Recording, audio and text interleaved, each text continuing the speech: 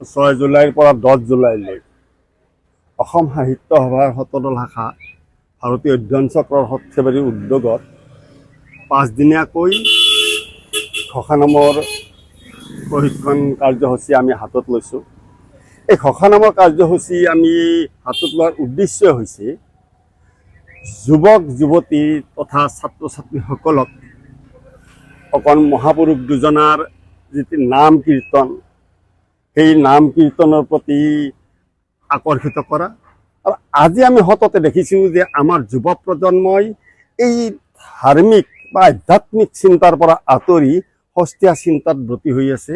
আৰু আমাৰ শাখাৰ যিটো উদ্দেশ্য এই অঞ্চলৰ যুৱক যুৱতী তথা সকলো শ্ৰেণীৰ পুৰুষ মহিলাক প্ৰকৃততে গুৰুজনাৰ নামনো কেনেধৰণৰ হ'ব লাগে বা কেনেধৰণে পৰিৱেশন কৰিব লাগে তাৰেই আমাৰ এইটো প্ৰসাৰৰ ইচ্ছা যে প্ৰকৃত গুৰু দুজনাৰ নাম শুদ্ধ ভাৱত উপস্থাপন হওক আমাৰ এই অঞ্চলটোত। আৰু সেই উদ্দেশ্য আগত ৰাখি আমি উক্ত কৰ্মশালাখন আয়োজন কৰিছোঁ। ইয়াৰ আগত আমি বিহু নৃত্যৰ কৰ্মশালা আৰু নাট কৰ্মশালা সফলভাৱে ৰূপায়ণ কৰিছোঁ। আৰু আমি কেইবাজনো এই অঞ্চলৰ যুৱক যুৱতীক নাটকে হওক বা বিহু নৃত্যতে আমি উলিয়াই আনিবলৈ সক্ষম হৈছোঁ। এইটো আমাৰ কাৰণে এটা সুখবৰ। আমি গুণীন ওজা বৰপেটাৰ পৰা তেখেতৰ লগত আমি যোগাযোগ কৰিছোঁ।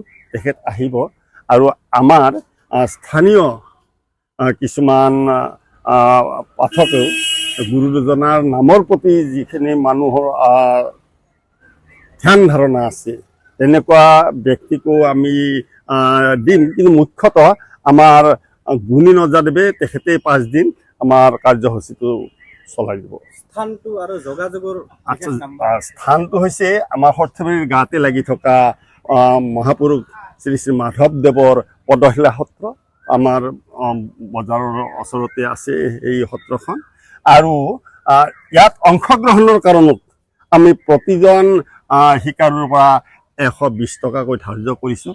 কাৰণ আনুষংগিক খৰচৰ কথাখিনি আছে বা কিবা এটা সামান্য নিৰিখ এটা প্ৰশিক্ষণ হ'লে লোৱাটো প্ৰয়োজন বুলি ভাবি আমি দলীয় নহয়, এইটো সম্পূৰ্ণ ব্যক্তিগত নিজৰ ধ্যান ধাৰণা নিজৰ হেতুৰ কাৰণতেহে আমি এইটো প্ৰশিক্ষণৰ কথা চিন্তা কৰিছোঁ ব্যক্তিগতভাৱে। এতিয়া দলীয় প্ৰশিক্ষণ দিয়া নহয়, পাঠকৰ প্ৰশিক্ষণ পাঠক নহয়, গুৰু দুজনৰ যি নামৰ আছে সৰ্বসাধাৰণ স্তৰৰ মানুহে গুৰু দুজনাৰ নাম শুদ্ধভাৱে যাতে।